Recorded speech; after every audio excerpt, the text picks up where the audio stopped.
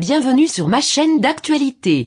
Ici vous aurez toutes les informations, sur tout ce qui se passe dans notre monde, les dernières actualités et celles du moment.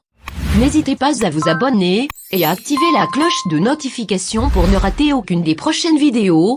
Vladimir Poutine a annoncé ce mercredi 23 mars, qu'il stopperait les exportations de gaz vers les pays européens si ces derniers ne réglaient pas la facture en roubles.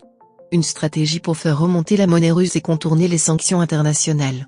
Mais cela peut-il vraiment fonctionner? Le président Vladimir Poutine veut contraindre les Européens à payer le gaz russe en roubles, la monnaie locale, et plus en dollars ou en euros, comme le stipulent pourtant les contrats passés entre Moscou et les principaux pays de l'UE. Le maître du Kremlin en a fait l'annonce ce mercredi 23 mars, donnant une semaine à son administration pour mettre sur pied un nouveau système. Un coup de bluff et de communication pour certains, une stratégie pour emmener les Européens dans l'impasse pour d'autres. Car depuis le début de l'invasion de l'Ukraine, la Russie a été mise au banc des nations et doit faire face à d'importantes sanctions économiques. En quelques semaines, la monnaie russe s'est effondrée. L'obligation de paiement en roubles pourrait-elle la faire remonter? Dès l'annonce, le cours de la monnaie est remonté alors que celui de l'euro et du dollar est légèrement chuté. Certains experts accusent Vladimir Poutine de tendre un piège aux Européens. Sachant qu'il sera très difficile pour eux de se passer totalement du gaz russe, ils seront alors contraints de soutenir le cours du rouble, ce qui annulerait une partie des sanctions imposées à la Russie. Dans le même temps, les pays européens devront trouver des banques capables de leur fournir des roubles contre des dollars. Mais la plupart des établissements bancaires, qui bénéficient de réserves suffisantes, sont aujourd'hui sous sanctions internationales. Si les Européens cèdent à ce chantage, ils pourraient faire revenir les banques russes dans le système monétaire international.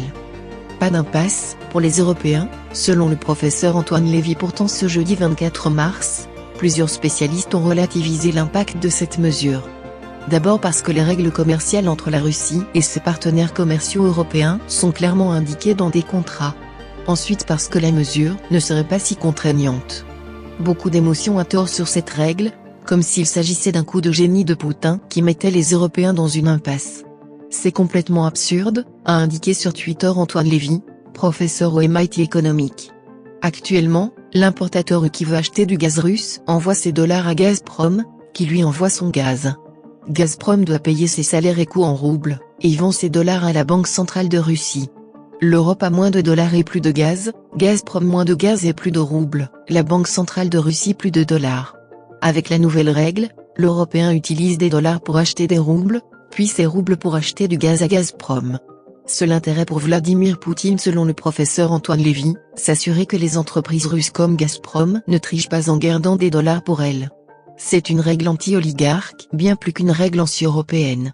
Le 7 mars dernier, Vladimir Poutine avait déjà tenté de renverser à son avantage les sanctions internationales en annonçant que les entreprises russes seraient autorisées à rembourser en roubles ces créanciers originaires des pays hostiles.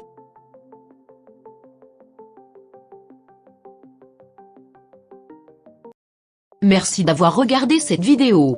N'oubliez pas de mettre un like, partager. À bientôt pour une nouvelle vidéo.